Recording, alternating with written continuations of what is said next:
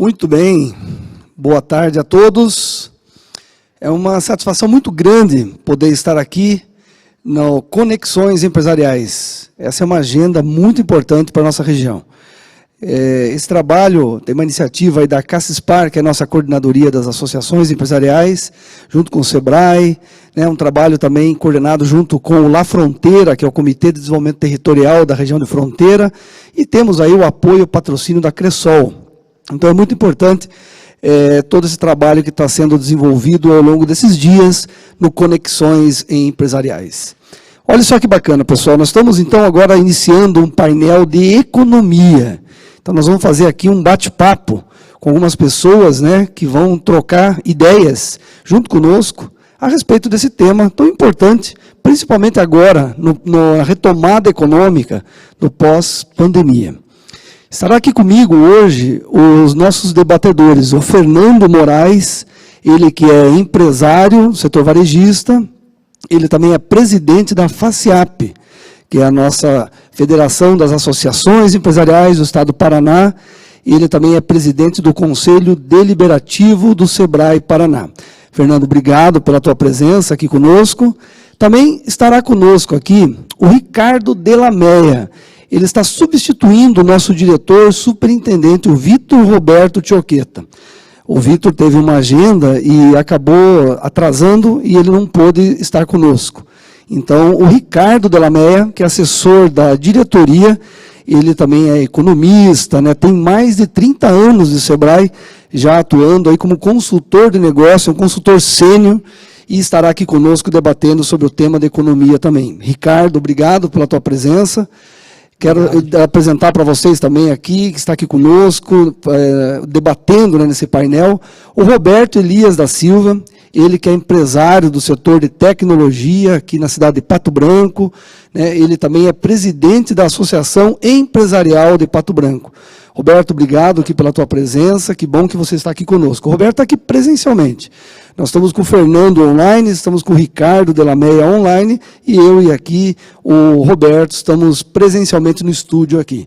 Também está conosco o Márcio Comunello, ele é assessor de negócios da Cressol. Ele também veio, né, muito gentilmente cedido aí pela Cressol para debater conosco sobre o tema economia. E para começar o nosso painel hoje, antes das perguntas que eu tenho aqui, por uma palestra para falar para vocês sobre esse tema, né, abordando assuntos relativos à retomada econômica, ao pós-pandemia, né, e as questões que envolvem a questão da economia e os pequenos negócios. Falará então aqui o Fernando Moraes, que será o palestrante. Fernando, é com você, meu amigo, nosso presidente, que bom que você está aqui conosco. Boa tarde, César, boa tarde a todos. É um prazer estar participando desse evento de conexão com empresários. Eu queria parabenizar, em nome do Paulo, presidente da CACESPAR, pelo evento, também cumprimentar o presidente da Associação Comercial de Pato Branco, o Elias. Com isso, cumprimento todos os presidentes de associações comerciais que estão participando do nosso evento, e também queria cumprimentar o Delameia, aí do SEBRAE, e o Márcio da Cressol, aí representando aí as cooperativas. Posso começar já por aqui? Vou começar. É com você aí, Fernando. Pode transmitir, você consegue transmitir os seus slides por aí, senão a gente pode passar por aqui. Eu vou pedir para passar por aí. Como o César comentou, além de presidente do Conselho Deliberativo do SEBRAE e presidente da FACIAP, eu sou empresário do ramo eu sou varejista, do ramo de telefonia e de móveis eletrodomésticos. Então, eu quero linkar o meu negócio com a apresentação, com o que eu vou estar falando aqui nesse momento, né? Que é a economia pós-pandemia, né? Como fazemos nossa empresa, o nosso negócio dar certo a partir de agora. Logicamente que é tudo novo que está acontecendo, o que aconteceu. A gente vai tentar passar o que a nossa empresa, que eu como empresário passei e vivenciei outros empresários também, e o que a gente está pensando daqui para frente. Pode ir passando, fazendo um favor.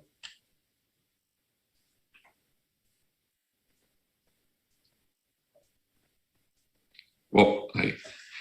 Então, a gente teve um problema muito sério, né, na questão de março de 2020, que foi como desligar uma chave da noite para o dia, que aconteceu o lockdown em todo a economia nossa, né? Então, o Covid-19, essa pandemia, foi considerada pela ONU a pior crise do sistema do planeta desde o pós-guerra, né? Então, ninguém passou incólume, embora toda a situação de crise distribui efeitos de forma heterogênea sobre a economia.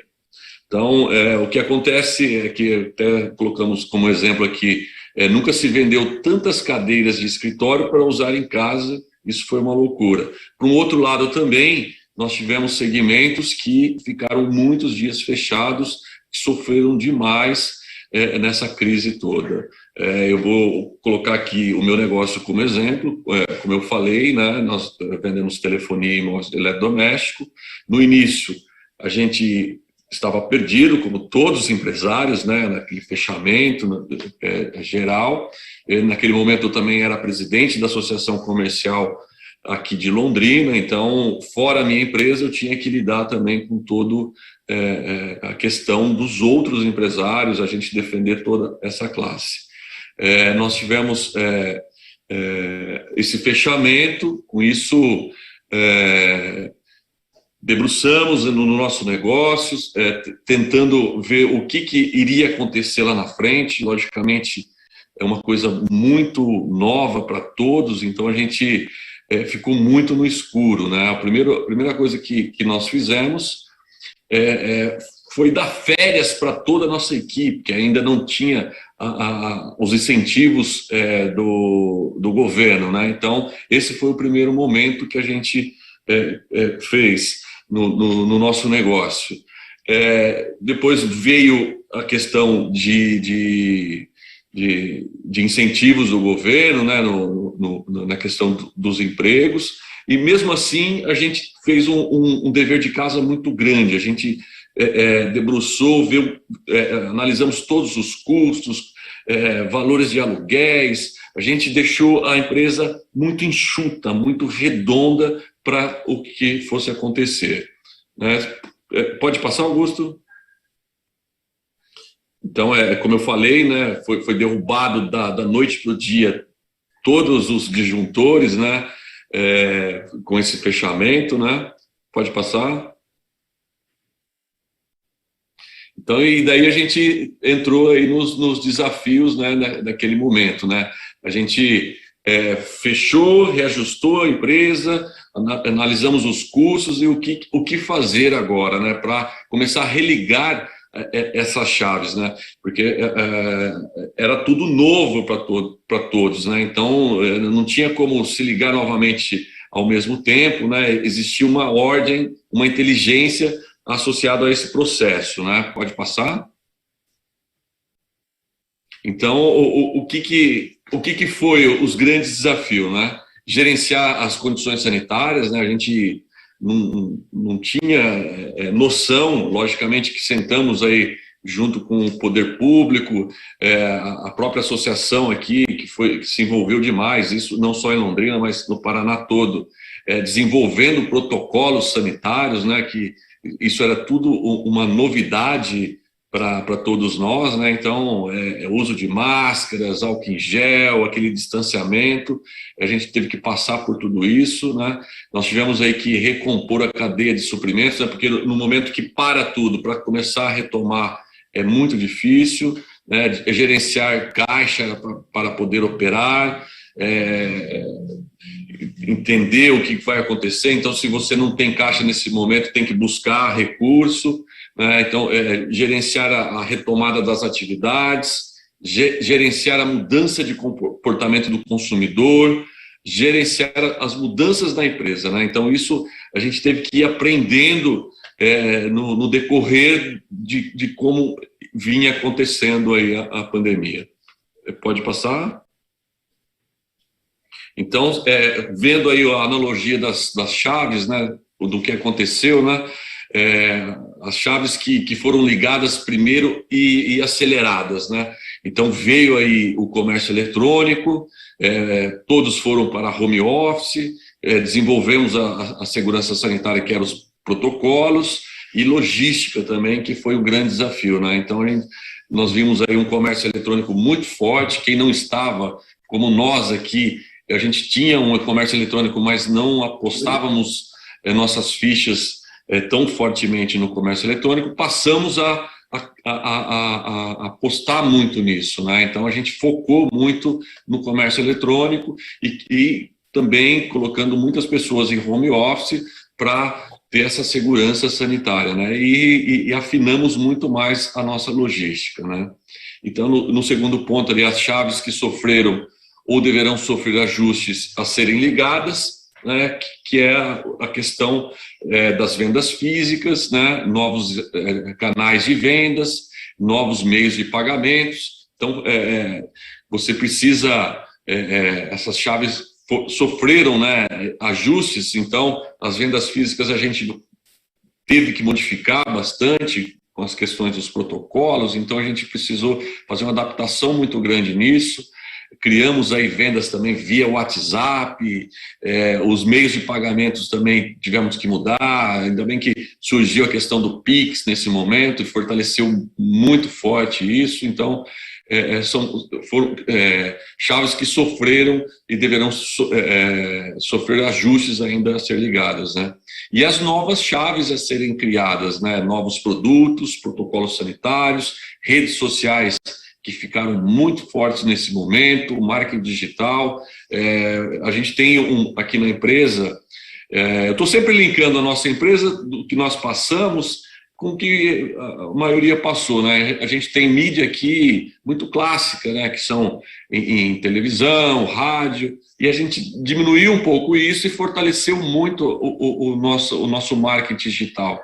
Isso a gente teve que forçar e daqui para frente forçar mais ainda, né? Então são coisas que foram criadas e não vão voltar atrás mais.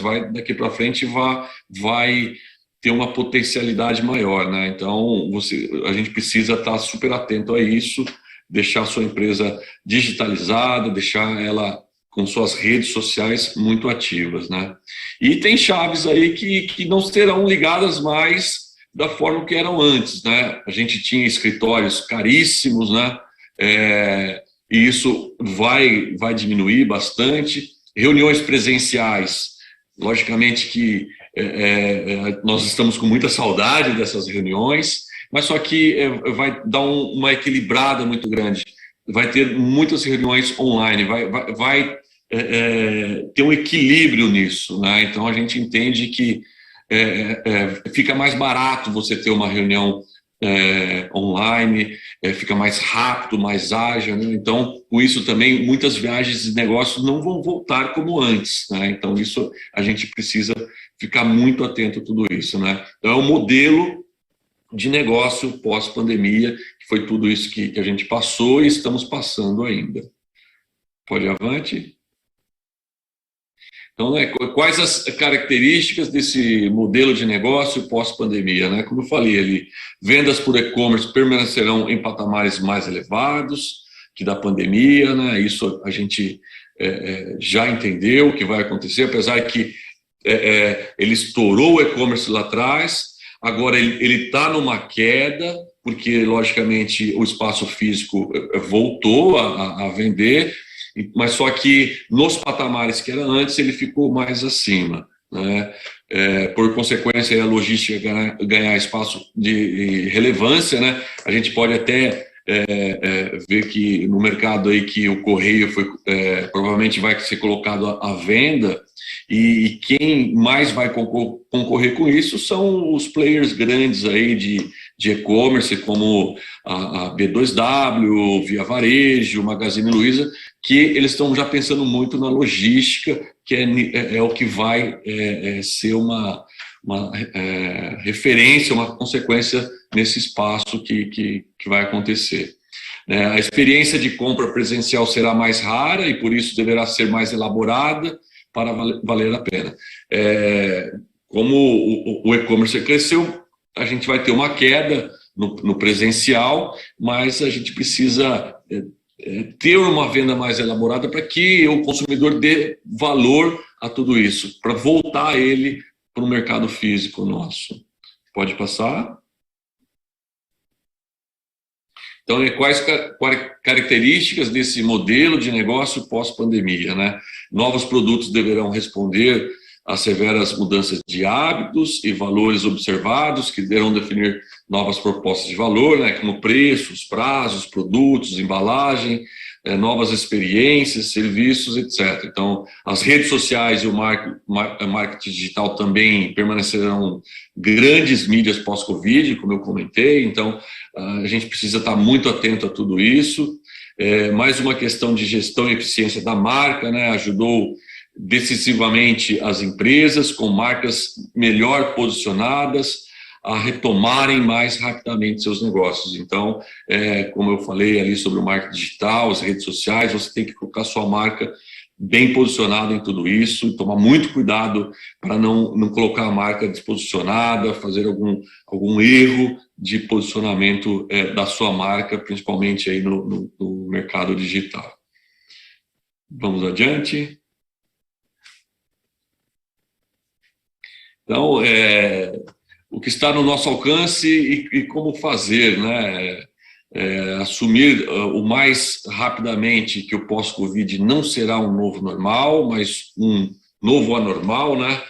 Então, como eu falei, muitas coisas modificaram, aconteceu, a gente não pode ficar esperando voltar como era antes. Isso tem muitos empresários que ficaram esperando, o mês que vem retoma, e muitos não conseguiram modificar o seu negócio e acabou ficando pelo caminho. Então, você tem que ficar muito atento a tudo isso, né? Ter essa capacidade de entender, decodificar as mudanças, que será uma vantagem competitiva, né?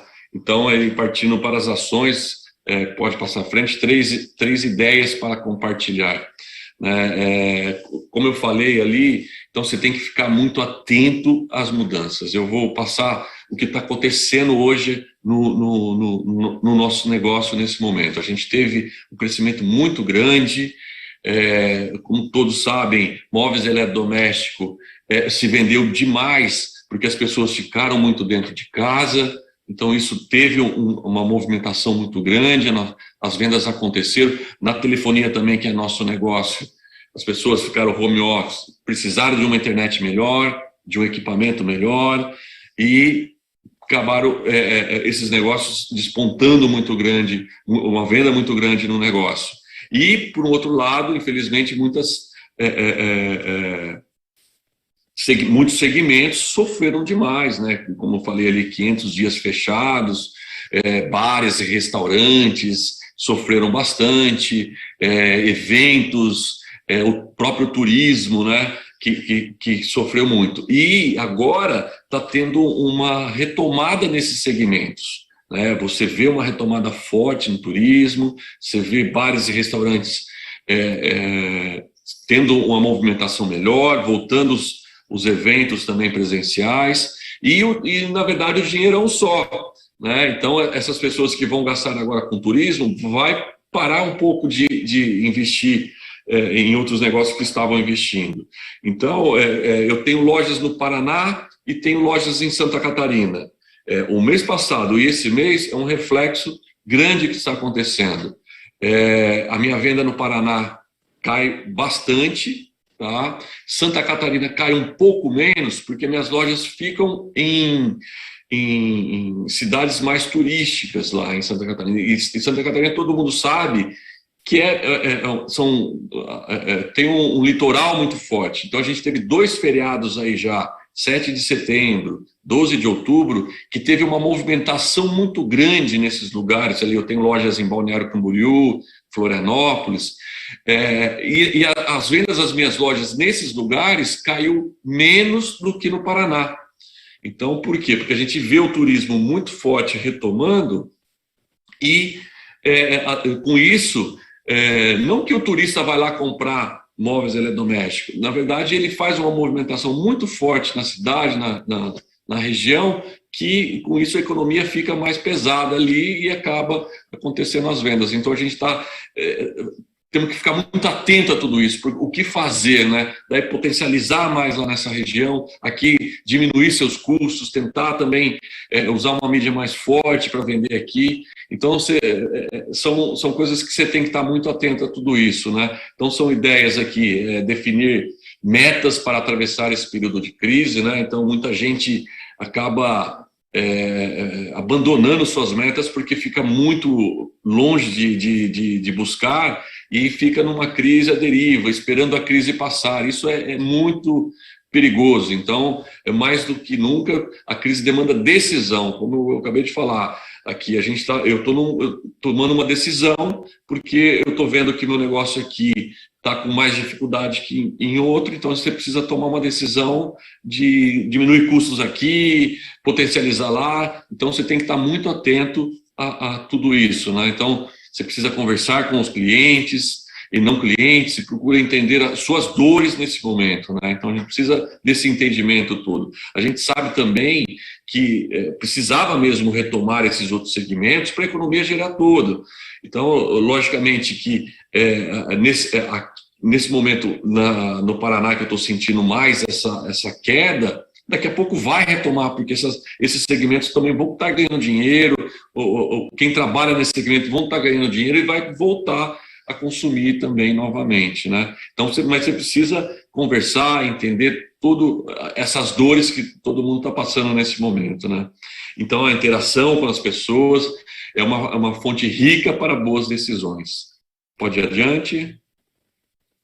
Então, né, defina ali, de fato, quais são os contornos da crise para o seu negócio, tanto pelo lado das ameaças como pelo lado das oportunidades, né? Efeitos possíveis sobre o consumo do contexto geral, né? Efeito de diminuição, efeito de substituição, efeito de aumento de demanda, efeito de mudança de comportamento, efeito do temor quanto ao futuro, efeito ao consumo represado, efeito ao aumento de preços, né? Então, como você pode se posicionar frente a cada um desses efeitos, né? Você tem que estar super atento a tudo isso, né? A gente teve aí aumentos de preços. Infelizmente, não só aqui no Brasil, mas a gente está tendo um aumento de preços geral, a gente está tendo uma inflação muito grande aqui, a gente sabe que está faltando produtos, não só aqui no país, mas em outros países também, e com tudo isso acaba tendo um aumento de preço, né? Então, você tem que estar atento a tudo isso. Pode passar? Então, a gente tem que acreditar no poder da renovação da crise, né? Então, a crise, você precisa ter informação, avaliação, critério, decisão, no momento certo, né? Ação, superação. Pode passar à frente.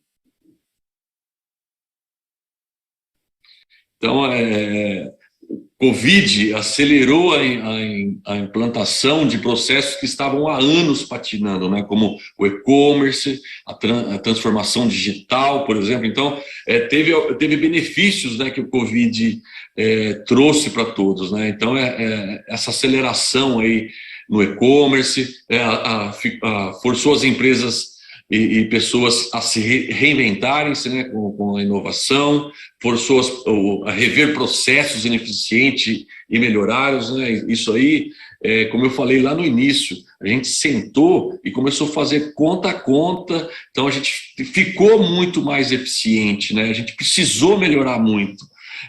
Isso deu uma bagagem muito grande, né? Então, para muitas empresas, o home office melhorou a produtividade e reduziu custos, né? A gente teve, hoje, como praticamente retomou tudo aqui na empresa, logicamente com muitas restrições ainda, mas nós tivemos departamentos que não voltou. e provavelmente não vai voltar mais no home office, né? Então, teve departamentos que ficou muito mais eficiente em home office, isso vai acontecer muito, né? Então, exigiu sermos melhores quanto a empresários e chefes de famílias, nos fez perceber que dependemos de outros e da cooperação para sobreviver, né? Então, como a gente está conversando aqui, fazendo conexão, nós não fazemos nada sozinho, né? Isso precisa de cooperação. O associativismo mostra muito isso, né? E acabou mostrando muito mais nessa pandemia. Ampliou o grau de consciência sobre a cooperação e o coletivo. É isso que eu falei aqui agora, acabei de falar. O associativismo, o pensar no coletivo, isso potencializou muito. Pode passar à frente. E a sua vida pós-Covid poderá ser pode ser melhor que a sua vida pré-Covid. Pode ir à frente. Então, estamos aqui, né, 20 de outubro de 2021, no momento estamos debatendo aqui o que vai acontecer, logicamente que é tudo incerto, mas só que a gente precisa ter o nosso objetivo, né? Pode passar?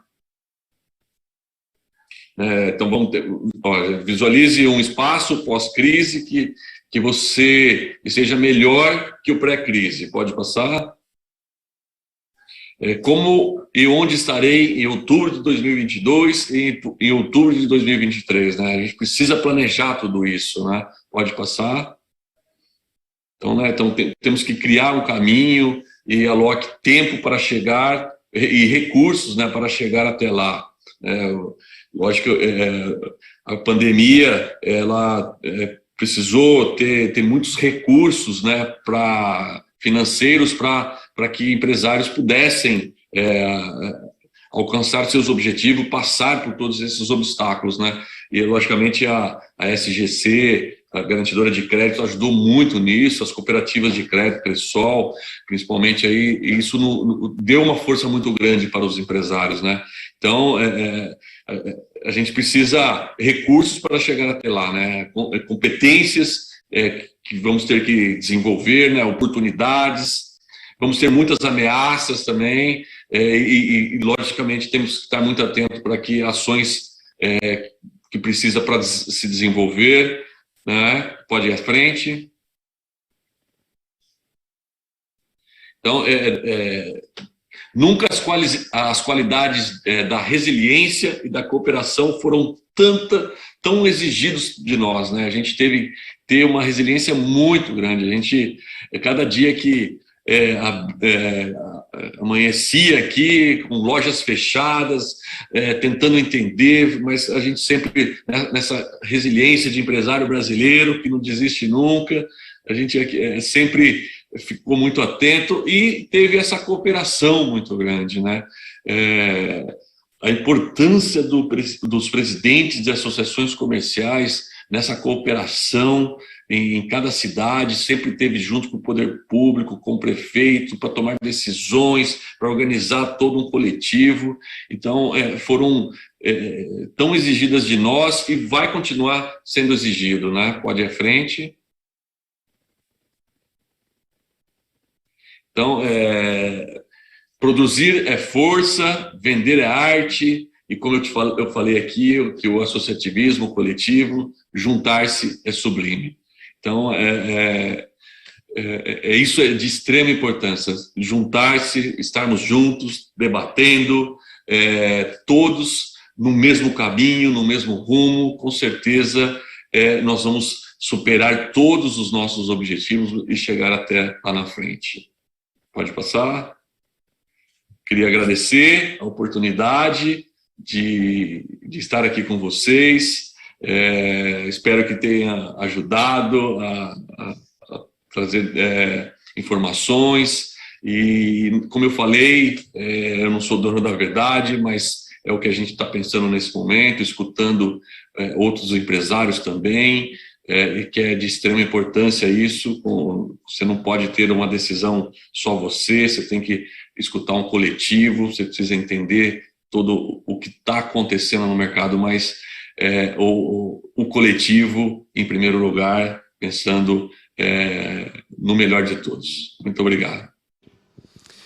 Muito bem, presidente Fernando, muito legal. Realmente, eu acredito que as palavras-chave da tua apresentação, ela traduz naquele slide que diz que nós precisamos ter muita resiliência e talvez nunca o associativismo, a cooperação foi tão em alta como nós estamos nesse momento.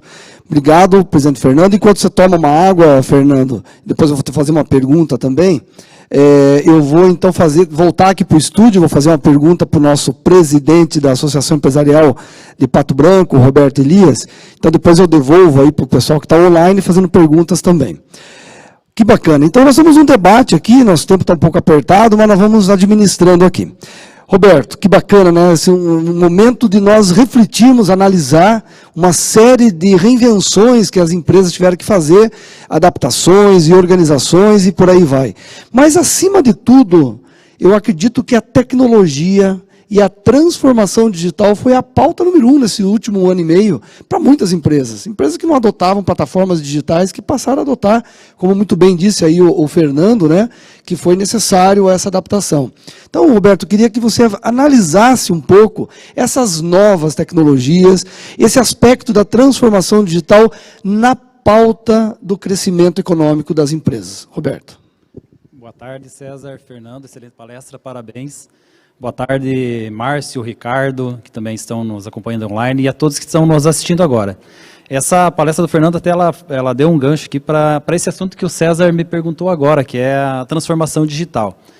E ele já reportou ali como a transformação digital foi iniciada na empresa dele, que até então vendia apenas presencial, né, Fernando? E teve que rapidamente se adaptar para o comércio eletrônico também. Isso é uma parte da transformação digital. E, como um termo da moda, muitas vezes a transformação digital ela é confundida. O empresário acha que, colocando uma fanpage ou criando um blog, ele já fez a transformação digital na empresa dele. E a transformação digital, na realidade, é muito mais do que isso. Ela é praticamente uma cultura a ser implantada na empresa. É colocar desde a cabeça do presidente até o mais humilde colaborador lá, aquele pensamento. Como que eu faço isso que eu estou fazendo hoje de forma manual? Como que eu posso utilizar tecnologia, como posso digitalizar esse processo para que ele fique mais eficiente, mais assertivo e gere melhores resultados para a minha empresa. Então é um pensamento coletivo, é um pensamento de toda a empresa, não apenas ações pontuais. Então isso é a transformação digital e que é um grande desafio, principalmente para aquelas empresas dos setores mais tradicionais, ou seja, praticamente 100% das empresas, né, César, que trabalham com vendas, que têm pessoas, que têm processos, muitas vezes executados manualmente. Então, é um desafio para a empresa colocar aquela pitada digital nos seus processos. Quando nós começamos a trabalhar com transformação digital nas empresas, muitas vezes a empresa já quer pular direto para utilizar IoT, inteligência artificial, já pega um consultor que quer já colocar Big Data na empresa, né? Mas não se deve começar por aí. A transformação digital, primeiro, ela precisa começar do básico para então chegar nas novas tecnologias que realmente dão um grande diferencial. O básico é o quê? Um bom ERP que forneça informações confiáveis para o empresário, que ele consiga fazer uma venda rápida, atender rapidamente seu cliente. Na sequência, ele coloca um BI em cima desse ERP para dar a ele subsídios para uma melhor tomada de decisões, para planejar melhor o seu negócio. E só então ele parte então, para umas tecnologias mais disruptivas, mais inovadoras.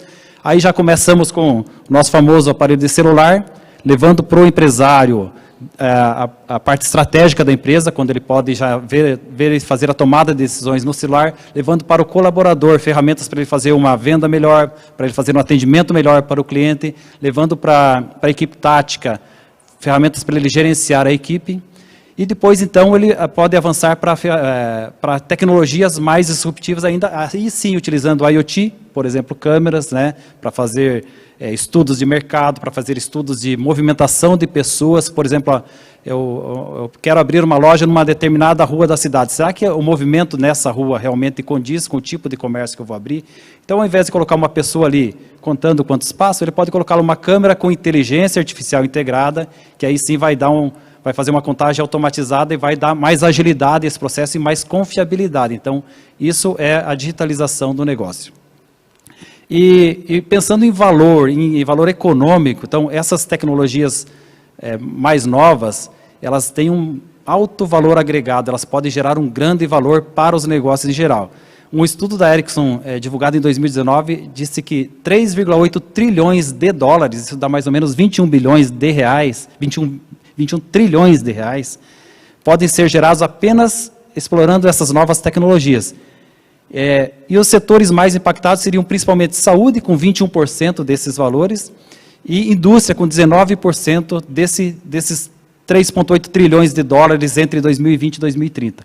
E as nossas empresas aqui da região, eu acho que elas podem se beneficiar muito de duas formas, porque nós temos aqui um forte viés tecnológico na nossa região, então essas empresas de tecnologia, elas podem explorar esses ganhos, desenvolvimento de tecnologia, tanto de equipamentos, quanto de serviços, quanto de software, e também as empresas tradicionais da nossa região se beneficiar dessas tecnologias, então, para melhorar o seu negócio, aumentar a sua competitividade e a sua produtividade.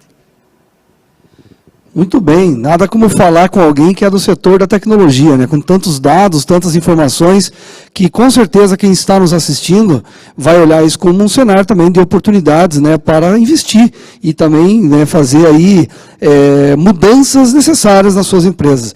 Mudando um pouquinho aqui, Roberto, vou agora para o pessoal que está online, eu quero fazer uma pergunta para o Ricardo Delameia, ele que é o nosso assessor, né, da diretoria executiva do Sebrae. Ricardo, está nos ouvindo, né? Ricardo, qual é a tua avaliação frente às questões relacionadas a esse comportamento da economia, né, para esse momento da pós-pandemia, em especial, né, olhando já para 2022, que já está logo ali, e também o Sebrae, né? Como que o Sebrae está analisando esse movimento das micro e pequenas empresas, nesse cenário de adaptação, e olhando para o futuro, né, 2030, quem sabe, como é que você avalia aí, em nome do Sebrae, Ricardo, esse posicionamento economia versus o cenário da micro e pequena empresa? Obrigado, César. Satisfação em vê-lo aqui à distância. Quero transmitir um abraço do Vitor, que hoje cumpre o meu papel de substituí-lo aqui, e ao cumprimentar o nosso presidente Fernando, né, cumprimento a todas as autoridades já nominadas e, sobretudo, a audiência que está com a gente, né? Um abraço ao Roberto Elias da Silva e ao Márcio aí que compartilham esse painel. Bom, César, com relação ao Sebrae, a gente passou também por todos as falácias, os problemas gerados pela crise do Covid, né? Então, eu resumo que nós vivíamos um dia por vez, como todos os empresários, né? Avaliando as informações que se tinha e planejando o dia seguinte. Mas eu quero enfatizar que nós aqui no Sebrae não paramos de trabalhar nem um dia. Fomos para casa trabalhar em home office, com lockdown rolando aqui, né? Mas não abandonamos o nosso cliente nem um dia desde o início da crise, né? O que eu queria ressaltar é que nós temos que administrar, né, tentando ser bastante sucinto e objetivo, de como a gente tem atuado em prol das micro e pequenas empresas nesse momento tão particular que representou a crise do Covid, que ele é um pêndulo, né, que se maneja em dois extremos, eu diria, né? Nós temos que gerenciar o efeito retomada, como retomar a atividade e ter caixa, ter fôlego para sobreviver, né? E o efeito substituição e mudança, que é o mais radical, vamos dizer. Então, você tem que retomar a atividade e retomar a atividade para um consumidor, para um cliente que mudou muito e que está mudando. Ninguém tem a fórmula, ninguém consegue dizer de fato, né, o que é o novo consumidor, a nova economia, o pós-Covid. Mas existe aí, nesses dois desafios de retomar a atividade para sobreviver e entender as mudanças, eu acho que uma habilidade, uma competência que está relacionado à capacidade de ler o cenário e traduzir isso em ações, em programas, em projetos, no caso aqui do Sebrae. Então, a gente começou a fazer um exercício, e o César acompanhou isso, de a cada dia ler qual era a dor do nosso cliente e tentar oferecer um produto para ele, né? Tentar dar uma assistência a ele. Então, nós identificamos a questão do crédito, aportamos recursos para fundo de aval e para empréstimos diretamente, o nosso parceiro, a Fomento também. Nós vimos a questão de reativação das atividades econômicas nos municípios, fizemos um programa para prefeitos, para secretários de atividade econômica dos municípios e prefeitos. Então, nós fomos fazendo uma leitura dia a dia do qual era a dor que estava pegando, né, o empresário e tratando de rapidamente responder a essa dor. Criamos um comitê de crise aqui do Covid-19 e dia a dia a gente ia lendo o cenário e tentando oferecer alguma coisa que amenizasse ou eliminasse a dor desse nosso cliente micro e pequeno empresário e empreendedor. Então, eu acho que essa dinâmica ela é essencial, né? A capacidade de ler e traduzir isso em ação. Eu acho que isso é a resiliência e a agilidade também que está sendo exigido das organizações e das empresas. Como eu falei, ninguém tem o cenário, ninguém tem o quadro completo, né, do que é a economia pós-Covid. Mas essa leitura, esse movimento de ler e agir, isso me parece que está fazendo toda a diferença. No que diz respeito, César, ao que você falou do Sebrae 2030, nós estamos iniciando um processo, já estamos em curso na elaboração de um planejamento estratégico de longo prazo até 2030. Né? O nosso ciclo anterior foi de até 2012 a 2022, está terminando um planejamento de 10 anos que a gente conseguiu, além de planejar, implementar, que é o mais importante. Então, esse ciclo está terminando no ano que vem e já iniciamos o outro planejamento de longo prazo, que é o 2030. E, em resumo, eu queria ponderar o seguinte: eu acho que esse desenho de 2030, o grande desafio que a gente tem é ter um papel inclusivo de abranger todo tipo de empresas, né? Não é só as tecnológicas, mas a gente vai ter um cenário aí de muito alto emprego, de muita inclusão social pelo pequeno negócio. Então, nós temos que ter um atendimento aos MEIs, por exemplo, que é uma realidade, e é uma realidade que cresce muito a cada dia, a abertura de MEIs. Nós temos que abranger os negócios tradicionais também, que embora tradicionais, operam de outra forma hoje. Então, eu tenho lá a cabeleireira, a doceira, que vende pelo Instagram, né? Então, tudo isso são modelos de negócios tradicionais, mas que se modernizam, se adaptam às novas tecnologias. E, finalmente, nós temos que ter um olhar de quais são as ondas tecnológicas que estão por vir e como traduzir essas ondas tecnológicas em oportunidades para os pequenos negócios. Então, tentando resumir uma resposta para a sua pergunta, César, eu diria que nós temos uma visão estratégica de ser uma organização inclusiva para todo o segmento de micro e pequenas empresas e também desenvolvendo a cultura do empreendedorismo, né? Então, eu acho que essas seriam as minhas considerações e agradeço a oportunidade de estar com vocês. Eu devolvo a bola para você, César. Obrigado, um abraço. Grande Ricardo Alameia. Nossa, interessantíssimo. Pessoal, eu já vou aqui fazer aqui um comunicado para a nossa plateia que está assistindo aí conosco, né? Nós vamos invadir um pouco o nosso horário aqui, porque está um pouco apertado, mas o debate está muito importante. Nós temos que discutir esse assunto, o aspecto associativista, a FACIAP, o SEBRAE, a coordenadoria das associações empresariais, inclusive quero mandar um abraço para o Paulo Bueno, nosso presidente.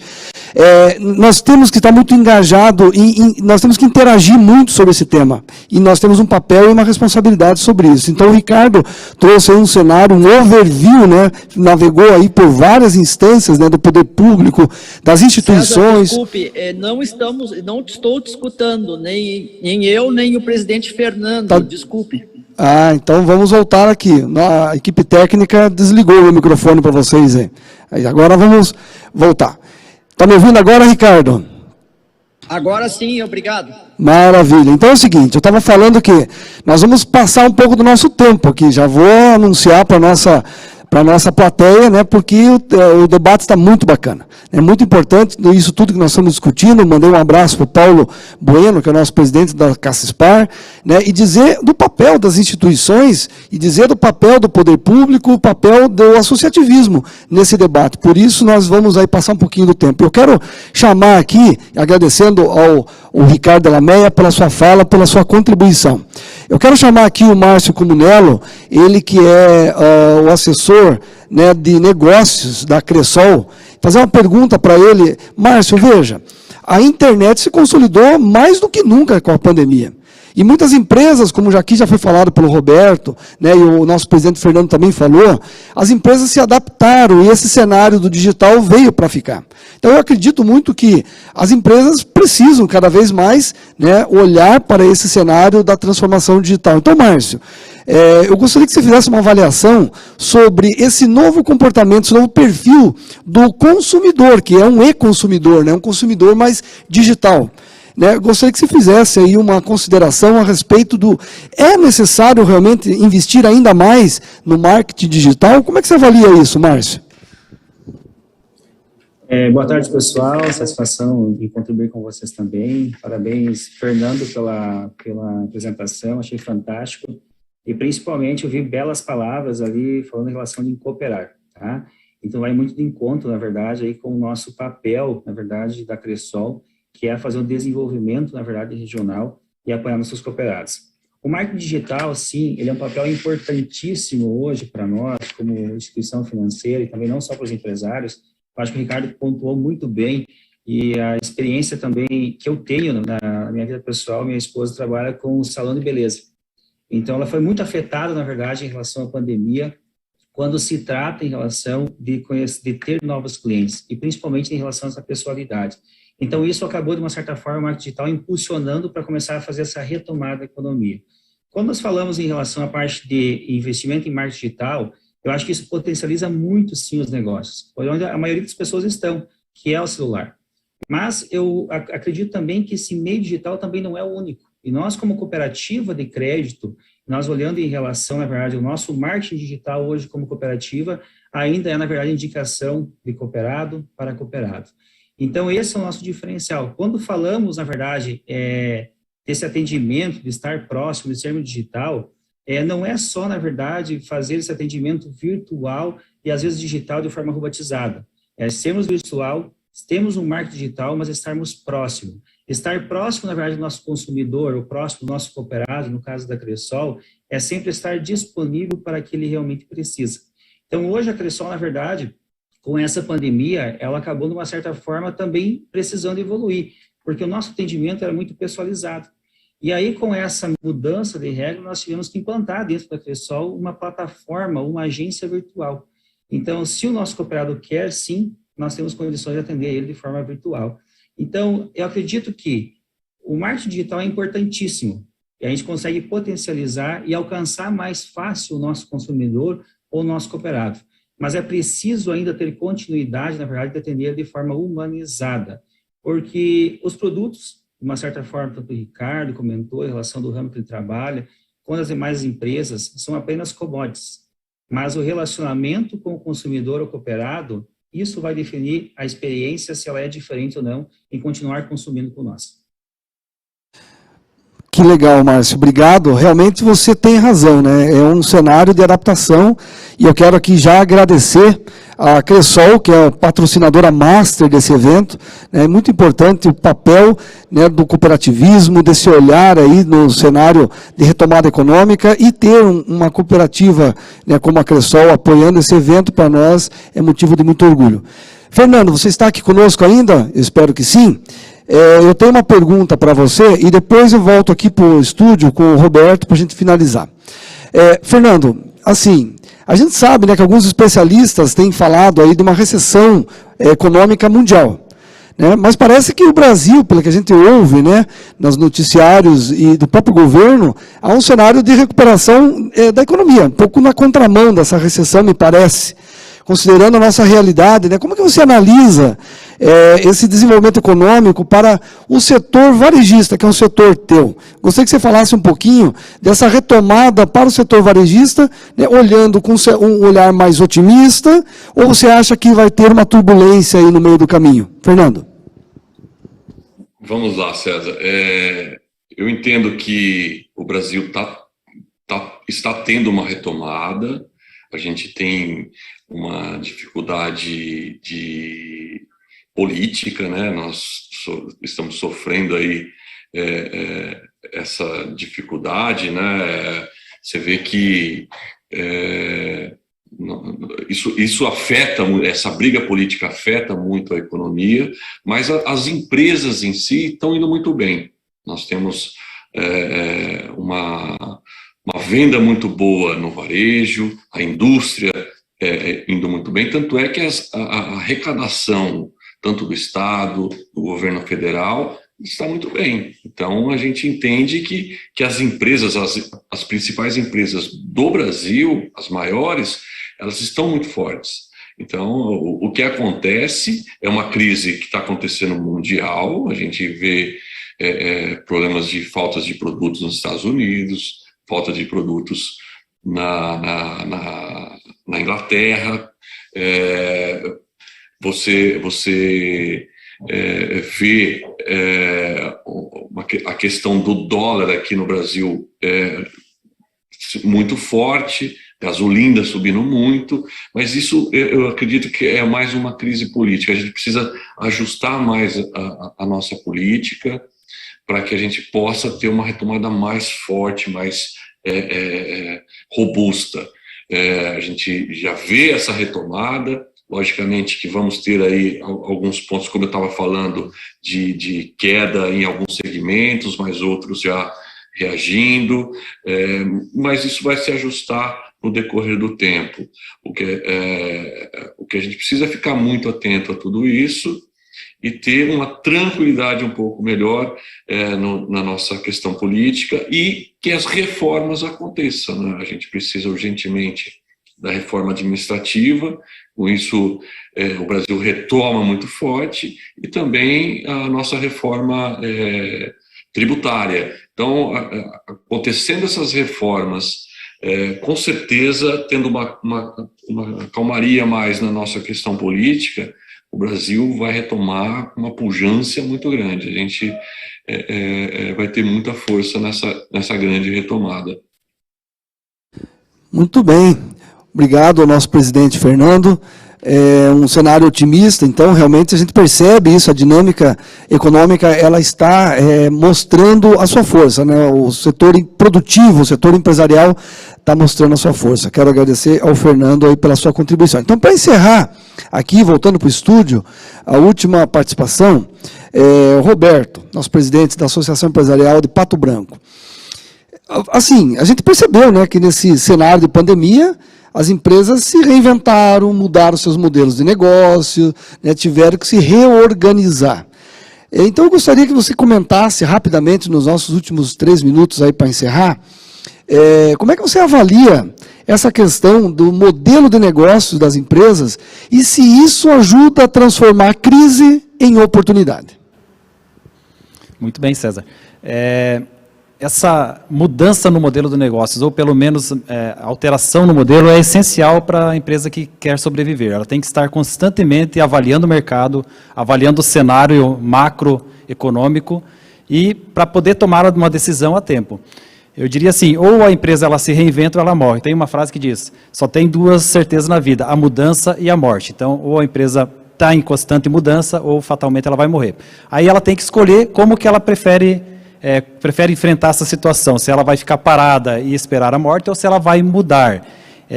E dentro desse cenário macroeconômico onde ela está inserida, cabe ela então detectar a tempo as mudanças que estão acontecendo. Para isso, esses eventos como o de hoje são muito importantes, eventos presenciais, networking também, para o empresário saber onde ele está inserido, como está o negócio dele, e detectando essas mudanças, então ele tem que verificar o seguinte: como isso vai impactar o meu negócio? Eu vou conseguir ir com a onda e adaptar o meu negócio para surfar também essa mudança que está ocorrendo? Ou eu vou ser fortemente impactado por essa mudança e eu vou ter que fazer uma transformação radical no meu modelo de negócios? Tá? Por exemplo, imagine quem nasce hoje em 2021. Se faça essa pergunta, uma pessoa que nasceu nesse ano de 2021, será que em 2030 ela vai entrar na sua loja, vai lá fisicamente na sua loja fazer uma compra? Ou será que essa pessoa vai comprar tudo online, vai receber tudo em casa? Então, você tem que se perguntar sobre isso. E se ela não vai na sua loja, como que você vai atingir essa pessoa? Como que o seu negócio vai se reinventar para atender esse tipo de consumidor? Então, uma pergunta que eu deixo aqui, então, uma reflexão. E esse chamado para que esteja sempre participando, sempre se preparando para as mudanças. E uma ferramenta básica que até o Fernando citou ali na fala dele inicial é a análise SWOT, principalmente aí focando no O e no T, que são as oportunidades e as ameaças. Então, dentro das ameaças que nos cercam no nosso dia a dia empresarial, quais são as oportunidades que aparecem? Certamente dentro da crise, nós podemos encontrar muitas oportunidades, nos reinventar e sairmos ainda mais fortes. Que legal. Que bacana, estamos chegando no final aqui do nosso debate, nosso painel. Eu quero agradecer a todos, né? Então o negócio, né, Roberto, é surfar na onda, estar preparado, né? E uma coisa que eu quero só para fechar aqui dizer o seguinte: tem duas certezas para uma crise, que ela acaba, ela tem uma hora, vai ter que acabar, né? Se é uma crise, ela acaba, e a outra certeza é que a gente vai aprender com ela. Então, eu quero agradecer ao Fernando, né, ao Fernando Moraes, o presidente da FACIAP, o presidente do Conselho Deliberativo do SEBRAE, pela participação aqui conosco. Agradecer ao Ricardo Delameia, o nosso assessor da diretoria executiva do SEBRAE, pela participação, em nome do diretor superintendente do SEBRAE, Vitor Roberto Tioqueta. Quero agradecer aqui ao Márcio Comunello também, em nome da Cressol, participou conosco, e ao Roberto, né, que esteve aqui conosco, aqui ao meu lado, né, nesse debate. Agradecer a todos vocês que acompanharam até aqui esse painel de economia. Um grande abraço a todos, um grande abraço aos nossos parceiros Cressol, Cassispar e o La Fronteira, em nome do SEBRAE aqui. Um abraço a todos vocês.